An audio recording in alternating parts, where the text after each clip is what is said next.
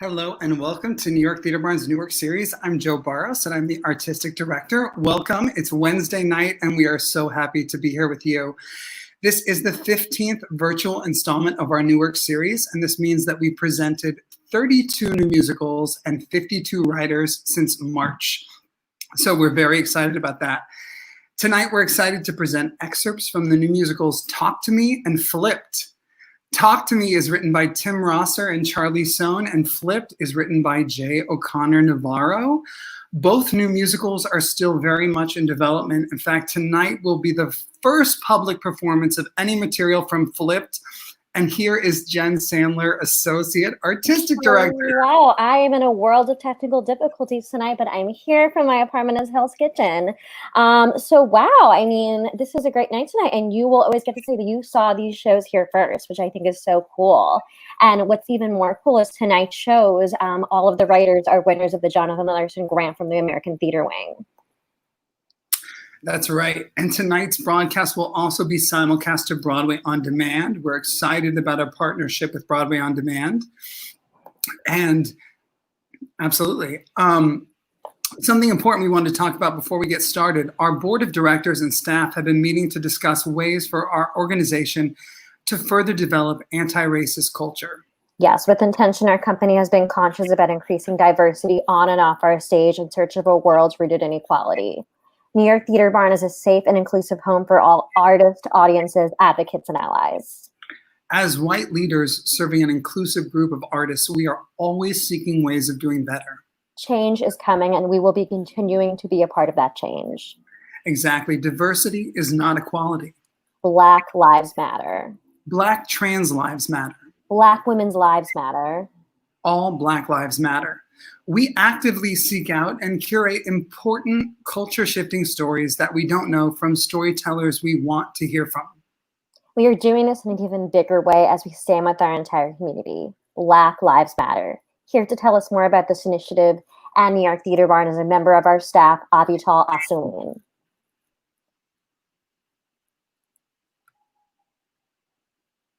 Joe, you're going to get that video, right? Hi everyone, I'm Avital Asuline, the creator and curator of New York Theater Barn's Choreography Lab.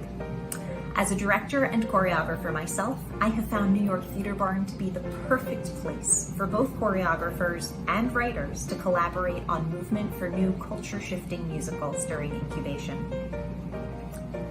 The New York Theater Barn family is excited about tonight's new musicals, Talk to Me and F.L.I.P.PED. These musicals come from 3 writers we are excited to hear from. Tonight's presentation doesn't come easily, and we need your help to continue to support our artists. New York Theater Barn is a 501c3 organization, and your donation is tax deductible. Tonight, half of your donations will also go to support the Next Wave Initiative, a developmental branch of the Directors Company committed to amplifying the voices of Black artists in the theater. Thank you again and enjoy tonight's show. Awesome. Thank you, Avi. We're excited to support the Next Wave Initiative. Our friend, prolific writer and performer Douglas Lyons is the founder and director of the Next Wave Initiative. And we are so proud to be supporting this incredible platform and to be lifting up Black storytellers and their stories. Yes, and we are also proud to support next week's charity, which is The Color of Change. The Color of Change is a progressive nonprofit civil rights advocacy organization in the United States. Yep, Color of Change was formed in 2005 in the aftermath of Hurricane Katrina in order to use the online resources to strengthen the political voice of African Americans. Last week's Newark series featured Timothy Huang's American Morning and Jamie Separo's Francois and the Rebels. Tim Huang's work, including American Morning, has been a rich part of New York Theater Barn's 13-year history. And here is a clip from last week's presentation of American Morning. Take a look. Although it's so long till I see you, we have a light that shines no matter where we roam. Stay strong. I will see you. The show is also an incredible examination of the illusion of the American dream. New York Theater Barn has been so proud to support Tim's work over our 13-year journey, and even prouder to be able to lift up his masterpiece. I also wanted to note that the show is a multiple award-winning musical, including the Richard Rogers Award for Stage Readings, making you, Tim, the first and only Asian American to win the award as a triple threat composer, lyricist, and librettist. Wow. Is that real? Can that be real? It is real. Well, this is really interesting because, as Joe had mentioned earlier, it was based on, or inspired by an article I read in the New York Times in 2009. You can look this up. It's written by Corey Kilgannon, and it's called Night and Day. And in the real story, these two cab drivers are from Nepal, and really, horrific stuff happens to them. Yeah. So within the show, there's this kind of language device that I've created, or rather, I borrowed, wherein when two people of Chinese ancestry are talking to each other, the audience hears them the way they hear themselves, which is fluently. When they speak to somebody from the United States, the audience hears them the way they are heard, which is in broken English. So that's why there's that kind of switcheroo. It's my first day in America. Don't tease. Hand to God. Oh, hold this for a second. Yes, please. How much to pay the one? Little world sat inside a frame, full of people smiling there, full of people everywhere, only $12.95. Faces here never look the same, everyone's a different shade, every color here displayed proudly, and now so are we. Can't believe what I see. And really, I mean, part of the reason for that is to kind of remind us all that, without language, language is a result of a lot of the sort of social imbalances that we have. I think a person with a master's degree in X, Y, and Z, if they don't present themselves in fluent English here, will maybe not have as many doors open up to them as somebody who, just kind of picks up on the language. How much for this? Thank you very much. Here, hold this. It's a keychain of the Statue of Liberty. I don't understand. Someday soon you'll have your own medallion and your own cab, an SUV with that great new car smell. No partners, no shifts, no boss, just you. I want you to hold that. Keep it with you and look at it every day. See it. Think about the day you can put your own keys on it. We will say we can't believe we started here.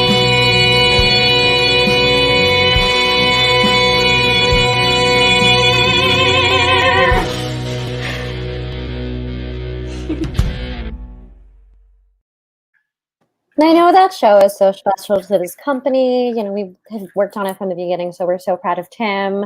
And we got to meet his daughter on screen last week. It was such a cool night.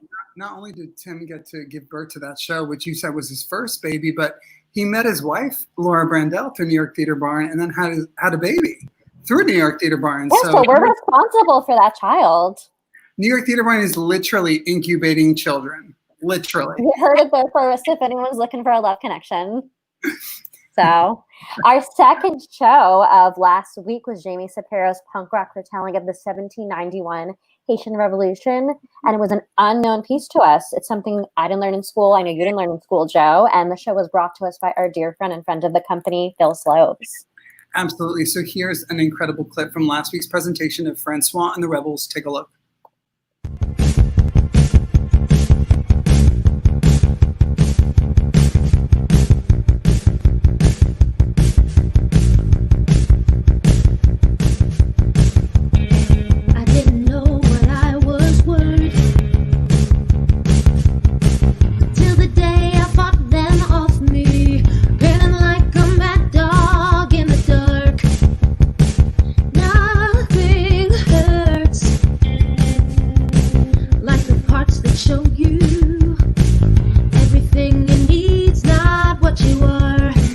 As a man of color, it really kind of jarred me to find this history at this late of stage in the game for me.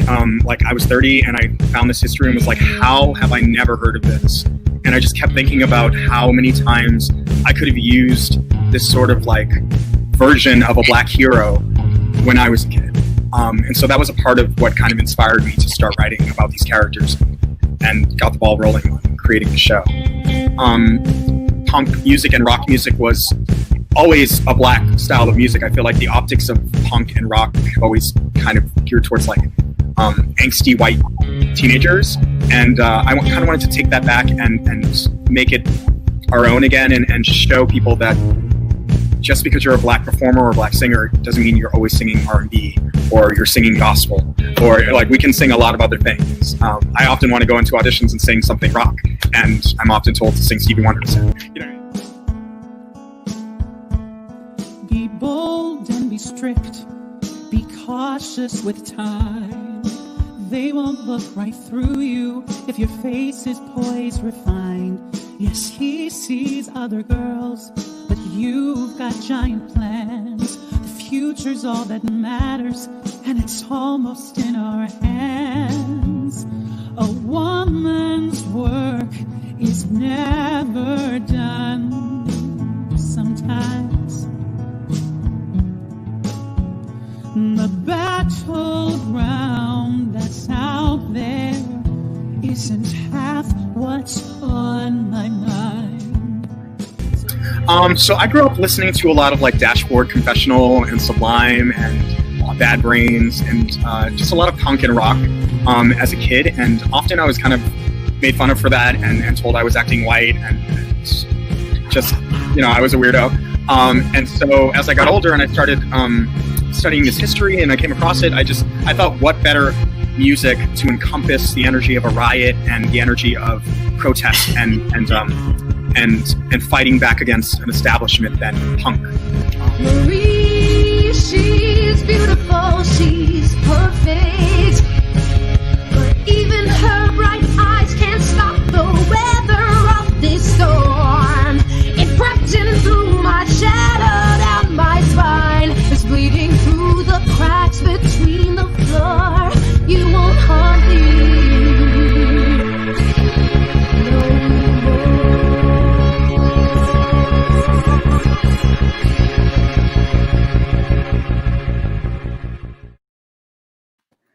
I'm so excited about that show. It's so different. It's so fierce. Yeah, And L. Morgan Lee is a friend of ours. I can't wait to see what happens when we can gather again. yeah, two really, really incredible shows. You know, I mean, I'm so excited about tonight's show. So let's get started. Yeah.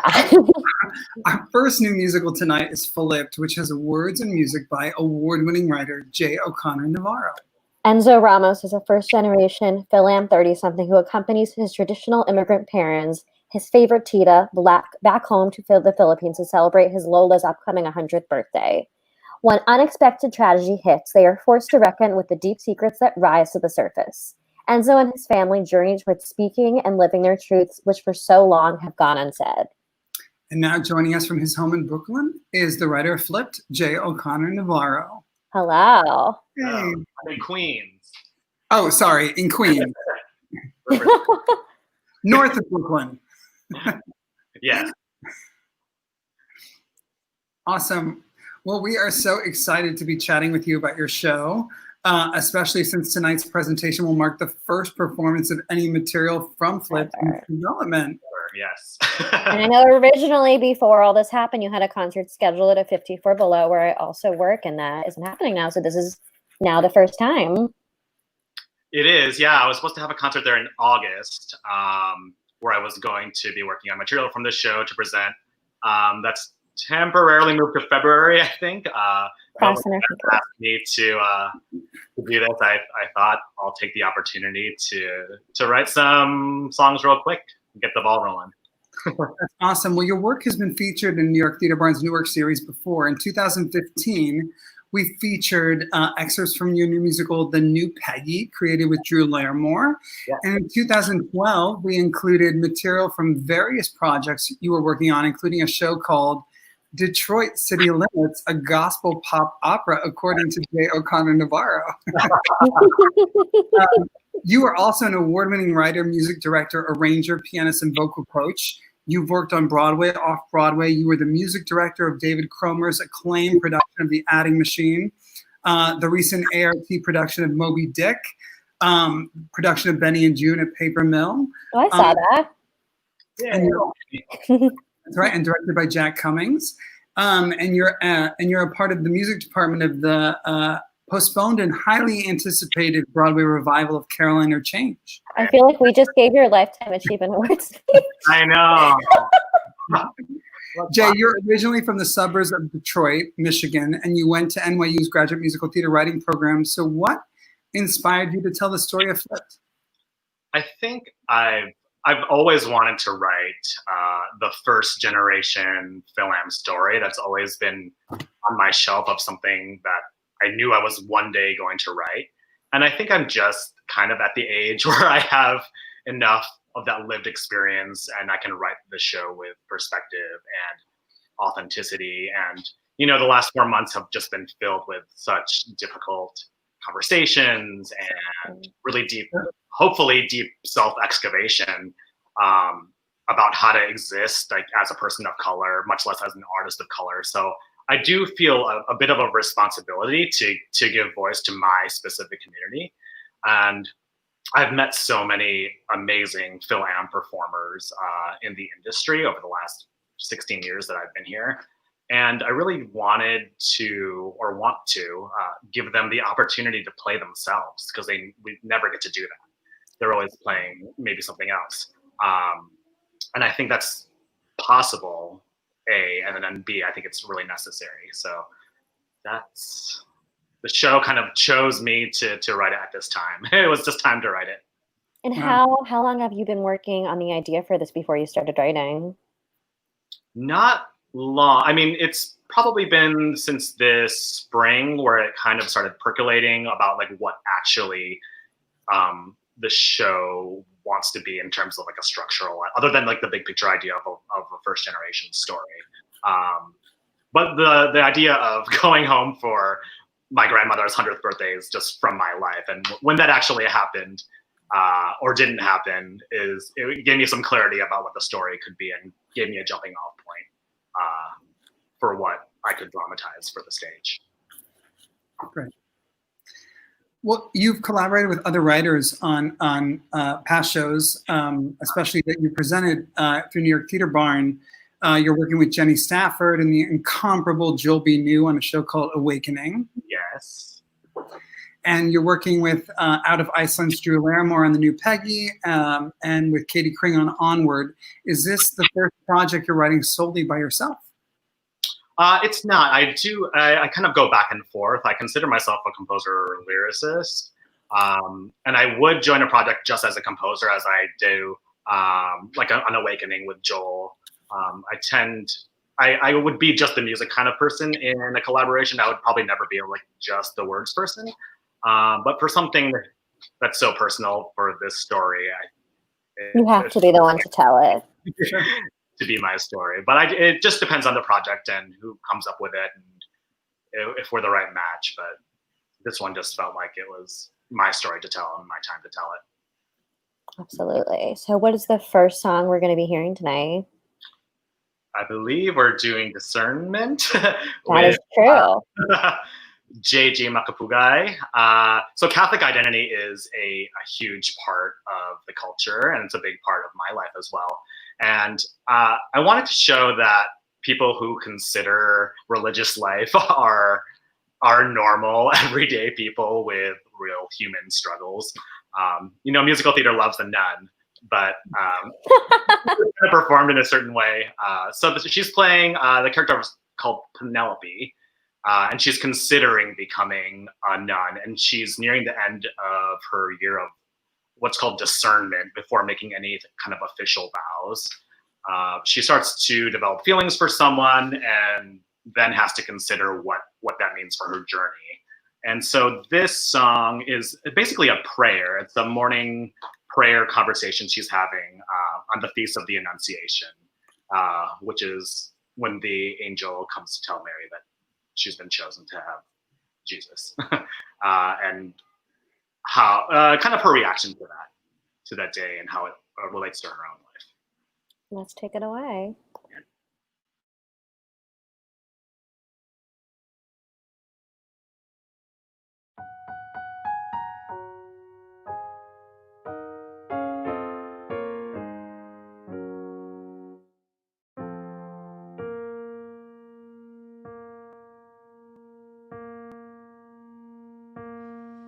You were visited today by an angel. Was he beautiful? Weren't you scared? He told you that you were to bear the Son of God. Unbelievable, unprepared. Didn't it sound ridiculous and absurd? Yet you said, may it be done to me according to your word. You said yes. Just like that, you said yes. How did you know what to trust? I mean, it's not like it was ever discussed, right? It's difficult to receive that a girl of 14 could just make this choice. You know what I mean? To blindly rejoice and follow a voice that will not be ever seen. But faith is not a guess. I guess faith is saying yes. I said yes and was granted a year to serve and to pray and to find myself here, to walk with the poor and the sick and to live honestly. Yes, I said yes and I'm taking a vow, a promise I thought I could keep until now. Am I being selfish for wondering what else could be? Ha! I know what you're doing. You're giving me the sound of music fantasy. Suddenly a change of plans. Suddenly you send a man. Life's not a musical. Everyone would always tease me. Not even Jesus Christ can please me. Suddenly I feel a glow. Suddenly goodbye's hello. Suddenly a yes is no.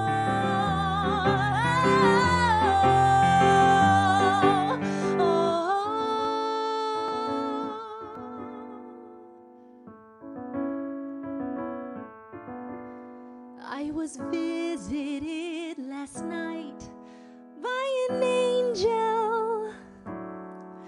He is beautiful. I am scared. Doesn't it sound ridiculous and absurd? Why is the path that was always clear mysteriously blurred? How do you solve a problem like Maria, Penelope, Santos de Guzman?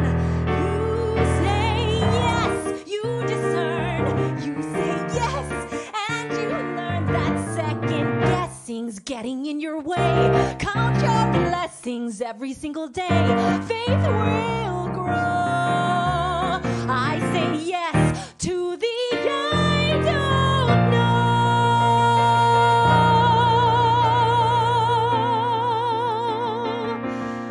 In the name of the Father, Son, and Holy Spirit. Amen.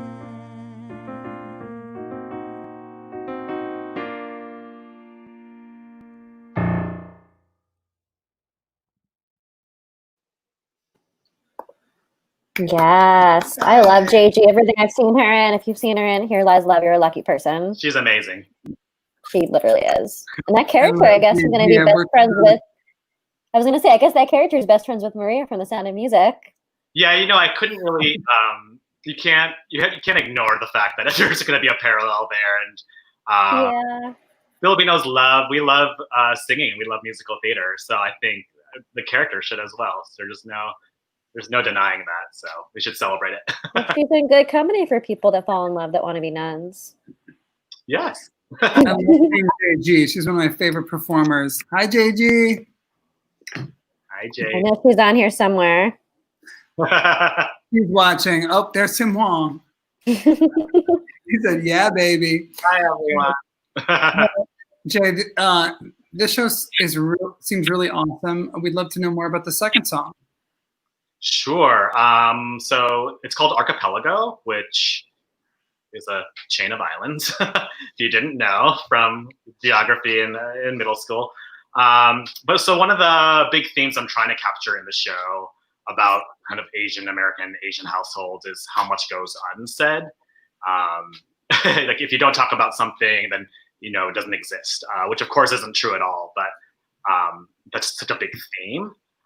So this moment is Lorenzo, the show's protagonist, which is sung by Devin Elau, finally trying to get through to his mother, Estefania, about things that were never discussed about him and a secret that has been discovered about her over the course of the show. So it's a big moment in Act 2 that leads to more revelations. So, out of context, but that's generally what it's about. And I think Archipelago is a good metaphor for the show in general, about how it's one country, but it's split up into 7,000 different islands, and how that can represent a family that's one family, but can feel very isolated in different islands as well. So.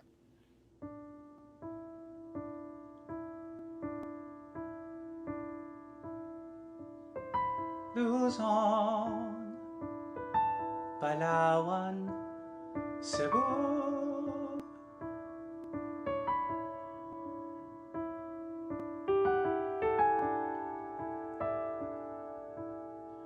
This is a country made up of islands, 7,641 to be exact.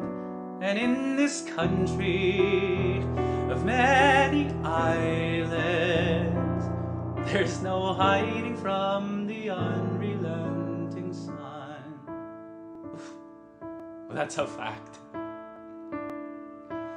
This might be one country, but it's broken in 7,000 shattered pieces in the sea. In classic Philippine tradition, nothing's spoken for what? So we can all pretend to live contentedly. Don't get me wrong, I know how you've provided. You raised me right, praise me from afar.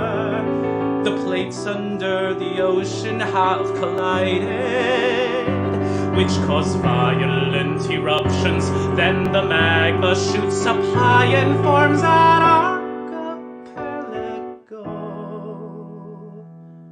A son you barely know, a mother scared to show an ancient scar. We are an archipelago, a chain of lonely shores, a floating family fraught from fighting silent wars. You are your own island, isolated. Are you floating? Are you drowning? Are you blind? We are side by side, but still we're separated. What do you think? I'll be ashamed of what I find? Or am I the child you wish you left behind?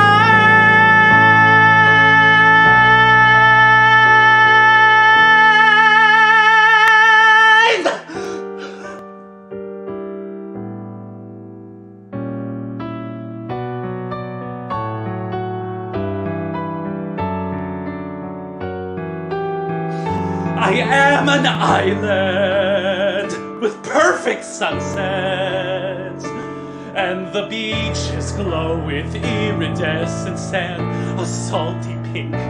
There's even more there beneath the surface that I hope one day you'll choose to understand. What do you think? This is a country made up of islands, and our complicated history's far from done. It's just begun. And in this country of many islands, there's no hiding from the unrelenting sun. No more hiding from your unrelenting sun.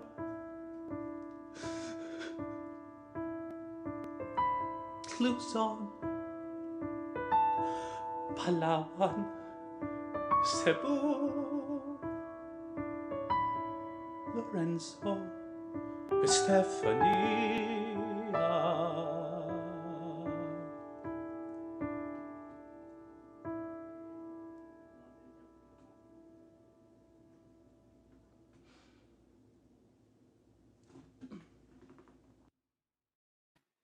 My God.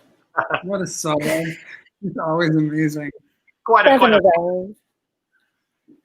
Well, we're getting towards the end of our night with you, but we just want to finish by asking you, this is your first real stage of development for the show in a public setting. What are you hoping for next steps from here?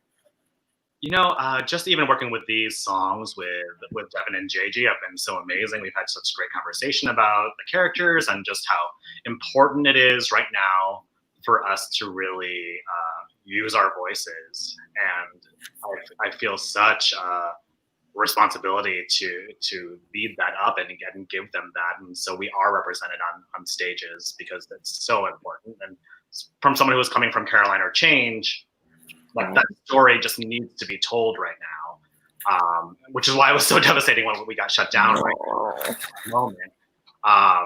But I think it's the same. That time allowed me to kind of figure out where I fit into all of this as a writer too. And I think it's just the time for us to finally tell our stories. And if I can be the one to help do that, then I'm going to do it. So hopefully lots more songs to come. Right, and I've had a lot of conversations like this with other people, and I hate that, obviously we wish this time had never happened, but if it's becoming a thing where people are having these creative impulses like this, we got something great out of it. Absolutely. Yes. Awesome. Well, thank you so much, Jay. Thank you so much, JG. Thank you, Devin. And in the spirit of the Philippines, salamat po. And we'll see you soon in the real world. Hopefully, yes. We'll see you soon. Good night. So we're on to our second half of the presentation now with the new musical, Talk to Me. Talk to Me has book and lyrics by Charlie Sohne and music by Tim Rosser, the award-winning writers of The Boy Who Danced on Air. Talk to Me is a family musical about Graham, a 12-year-old boy on the autism spectrum who makes friends with the Siri app on his mom's iPhone. It's through his interactions with Siri that others are able to see another side to Graham, allowing him to make new friends, gain a new level of understanding in his relationship with his mother, and eventually change his entire school. Wow. And joining us now from his home in Brooklyn is one of the writers who Talk to Me, Charlie Sohne. Hello. Hey, how are you guys? I'm loving your brick backdrop. I know it's definitely the best feature of this apartment. I actually haven't left this seat for the entire pandemic because the framing is so good. Everything else looks like trash, but we have this good backdrop. So. I'll quote you. Well, it's so great to see you. New York Theater Barn has been proud to support you and Tim and to lift up your work over the years, especially your show, The Boy Who Danced on Air, which is a fable about love, tradition, morality, and the strength of the human spirit, which exposes and explores the dark underground culture of the Dancing Boys of Afghanistan. And what's so fascinating about this piece of theater that includes an all-male cast of actors of color is that it takes a dark story, presents it as a cautionary tale inside of a love story rooted in hope. That was very good, Joe.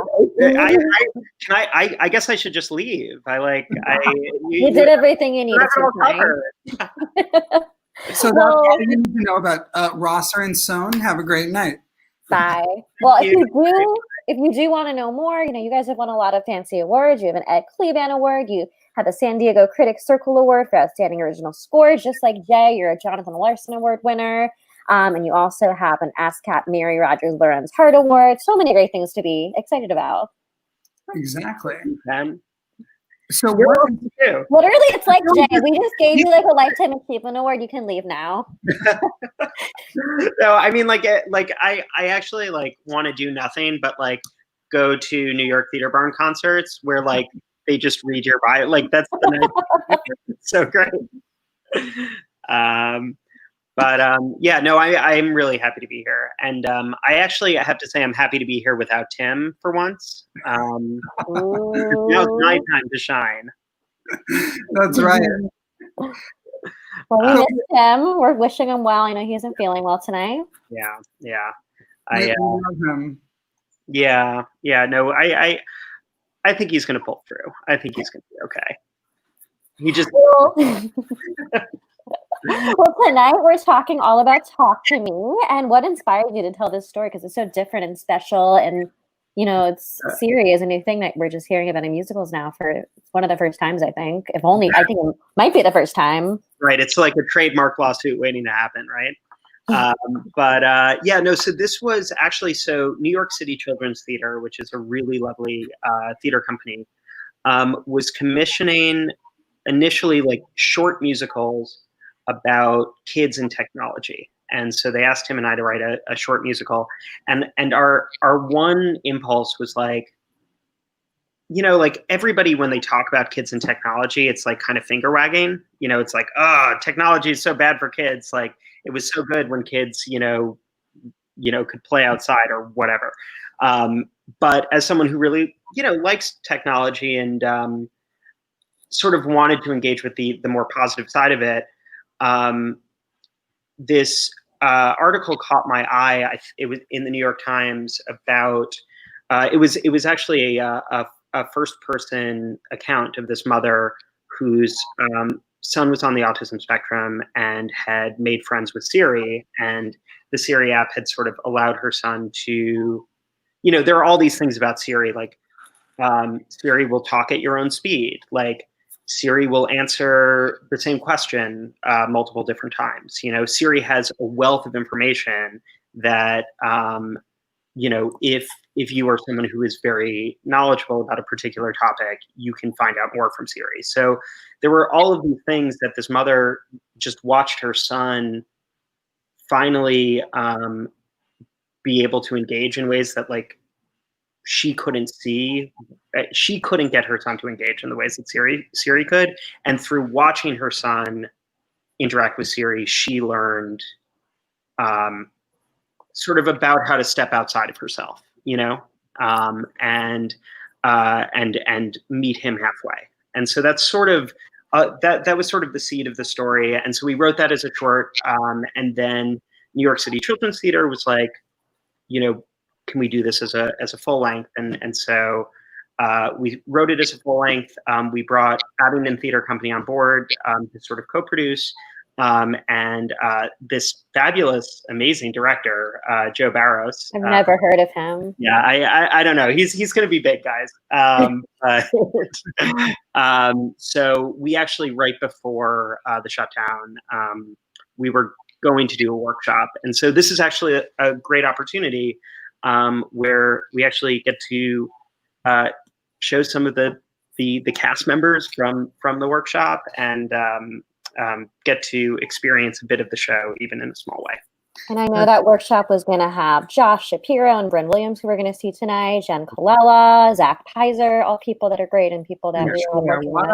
Yeah. Yes. So with that said, where is the show in its development journey? Aside from this presentation that was supposed to happen in March? Well, Joe, that's really for you to tell us. How much more work do we need to do? Are we done yet? Are we Let's hear the first song, and then Joe can tell you. And what's an interesting segue is that some of that work has actually been done because you had an incredible song called Antarctica that you was sort of the core of the entire show, and then you found sort of a new way in to make that song potentially more active. And go ahead. Yeah. So Antarctica, Don't Worry, Joe is still in. Great. This song replaces I Understand, this first song we're going to hear is Graham's I Want song, his first song in the show. And our first version of the song actually sort of caught Graham in the middle of conflict. And so we were sort of more from the outside looking in. And I think which was high drama and very conflicty and had that sort of tension, which, as a writer, you sometimes lean towards. But I think that what we realized, out in Flint, Michigan, we actually did a reading. And what we realized with that song is that what we needed was a beat where the audience could just be alone with Graham, and Graham could literally just let people into his world and explain to them how he's feeling. So we did that thing, we did the Disney thing, clear the stage, sit on a rock, sing your feelings. But I think actually the minute I was actually very skeptical when Tim was like, we need to change this song. But when he wrote the new melody and then we wrote the song, it worked so much better because you're on the side of Graham. And so I can give you a quick little, rundown of the setup. So this is at the beginning of the show. Graham has just had a rough day at a new school, and his mom, in an attempt to find out what happened, only stresses Graham out more. He tries to answer her questions, but gets flustered because she's, very intense and very loud. And so Graham can only ask his mom repeated questions about his favorite topics, which is sort of where he resorts to when he's flustered or nervous. His mom, unable to get answers about what happened to Graham, leaves frustrated. And she also leaves her iPhone behind. So now, alone, Graham can finally think clearly about what's just happened to him and what he's grappling with in his life. And so this song is sung by the awesome Josh Shapiro, who Joe and I were talking is actually a musical theater writer himself. So it's kind of awesome that he does both, and he's a real gem, as you'll see. Aww. Awesome.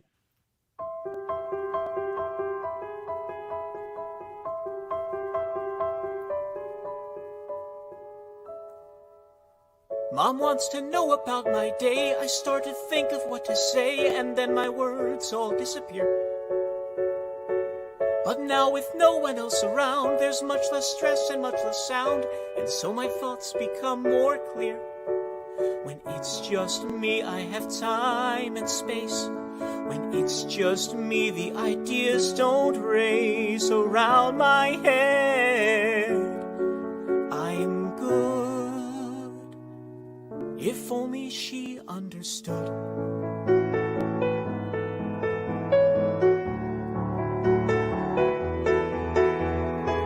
I try to be okay at school. I try to keep it calm and cool. I'm extra careful when I speak. But the environment's too much. A sudden sound, a random touch, then all the kids think I'm a freak. When it's just me, I can think things through. When it's just me, I know I can do most anything. I'm free. I wish that someone could see. Maybe they notice that I can be smart and sporadically funny. And maybe one day a real friendship could start. Then my world would change. When it's just me, other kids hang out. Yeah, it's just me left to dream about how life would be if somebody talked to me. What can I help you with? How long is the Abbott ice shelf in Antarctica? The The Abbott ice shelf is 250 miles long. How long is the Abbott ice shelf? The Abbott ice shelf is 250 miles long. How long is the Abbott ice shelf in Antarctica? The Abbott ice shelf is 250 miles long. No one else answers my questions. You do. Makes you easier to talk to. Thank you. That's what friends are for. Friend?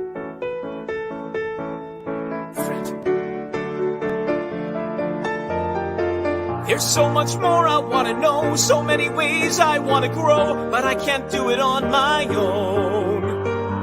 You let me talk at my own speed, you give me answers that I need. Could my salvation be a phone?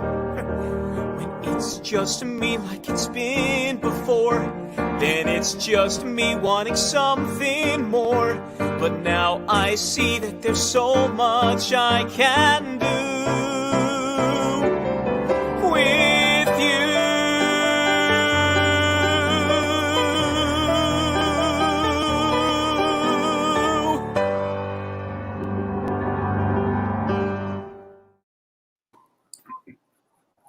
Yay. Hi.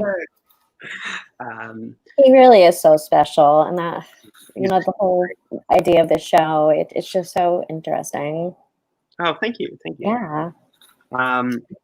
All right, well, tell us a little bit about the second song, and which is sung by Bryn Williams. My friend, I love Bryn. Yes, she's amazing, and recorded we've done like a couple of readings at this, or one reading, 2 readings. She's been there through it all. Like, she's amazing. She's so like mind-blowingly good. But so Bryn plays. Graham at school eventually befriends this girl, Jessica. She's like a type A student who never does anything halfway. Jessica invites Graham to the upcoming school dance. And because she's so type A, she decides to make it her job to make sure the dance is properly set up for him. And she was so into this that she wore her pajamas for the video, God. and Yes. I'm still not over it. So When I got this, like, and I saw that she had like literally blocked it out, I was like, "You're a genius. I love you." well, now we can show everybody. Yeah.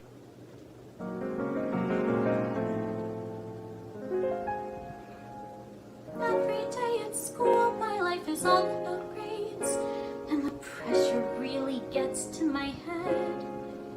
So tonight I'm gonna chill and take some time for me instead. Quizzes, tests, and flashcards tend to put me on edge, and it's time I tried something new. So I'm putting aside my worries and cares to do the things that I want to do. I'm gonna do some research, I'm gonna take some notes, looking up all my courses. Ooh, ooh, ooh, 'cause MIT's got lectures they put online for free. For free. I'm gonna talk to experts, I'm gonna get some quotes, I'm gonna cite my sources. Who needs sun? 'Cause there's nothing in the world more fun than learning about a new topic, updating yourself on the most recent recommendations in medical literature, and truly feeling like you've consulted all the experts before coming to conclusions.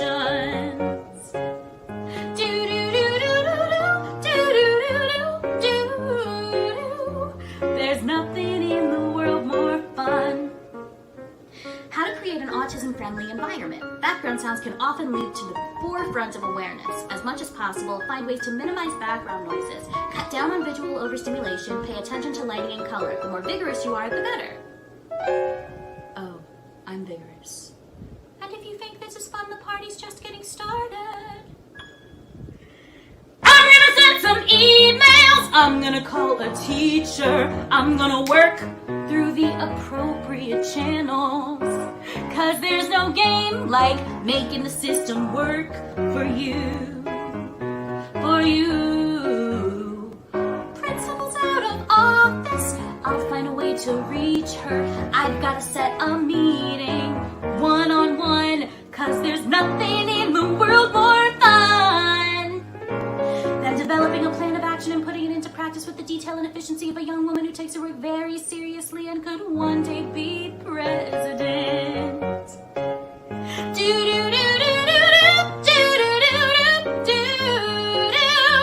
There's nothing in the world more fun. Dear Mr. Torres, I'm writing to inform you that Graham Turner will be attending the dance this weekend, and thusly, several changes should be made. Music kept at a lower volume, strobe lighting or other effects avoided, and perhaps a designated space where he can go if he needs a break. Happy to discuss this with you further. Sincerely, Jessica Carner, 6th grade. Go Jaguars. Is it really that weird to work so hard, to be learning new things on your Saturday nights? Is it really that weird that my favorite bedtime story is a passage from the Bill of Rights? Of course not. You might think that research isn't really that fun. I promise you that isn't fair. 'Cause learning new things can be so much fun when you care. Graham's gonna be so happy. Graham's gonna like the dance. Graham's gonna feel so flattered. Ooh, ooh, ooh. And he'll have fun, 'cause I took the time and worked real hard. Real hard! Trying to make it perfect. Planning it in advance. Knowing that my work matters. A home run. Yeah, there's nothing in the world more fun. No, there's nothing in the world more fun. Ooh, ooh, no, there's nothing in the world more fun. No, no, there's nothing in the world more fun.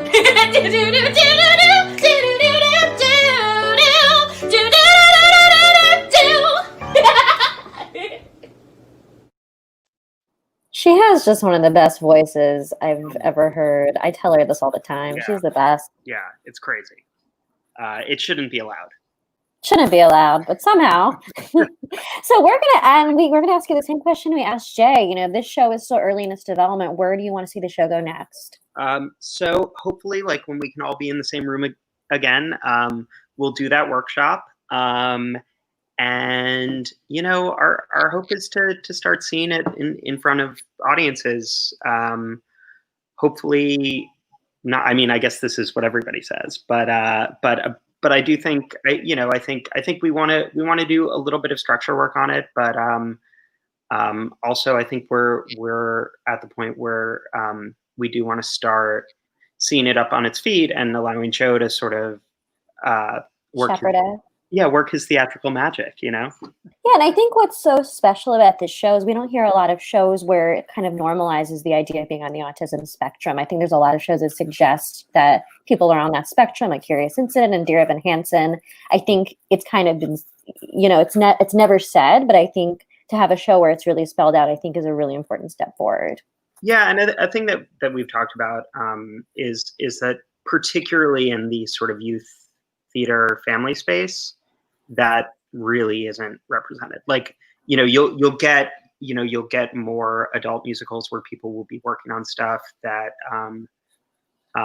but I think, and this is sort of the broader idea, and talk to me, but just the space where it would be really good to have a, to have representation of like all kinds of neurodiversity is kind of a kid's show. It's like, so kids can go and be like, right, I'm just okay. Yeah, I'm just someone who needs to be met halfway. Like the world is inflexible and it's not me. So I think that's part of it. I think what's so great is the show celebrates neurodiversity, and it also recognizes that autism is a spectrum. There are various levels, and different people experience it different ways, and it's different in every family. And I think that's important. And I think another thing that's important to all of us as storytellers is that we have actors who represent those people in the show when we do them. Absolutely. I just want to give a shout out. I see the great Betsy from NAMTA's on here right now. So hi, Betsy. I've seen that. I love Betsy.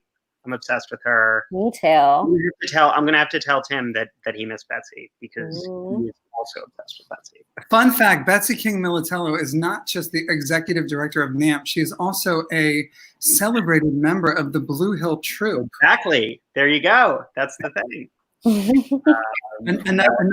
Another Tim Rosser connection there, but I'll let people Google that. Yeah. Well, enough putting Betsy on the spot. Thank you for being here tonight, Charlie. Oh, of course. Thank you for having me. Of course. And believe me, Tim will never be able to live this down. Really, it's terrible. Horrible. But we love Tim Rosser and Charlie Sohne and Bryn and Josh. So thank you so much for being here tonight. And we'll see you soon. Good night.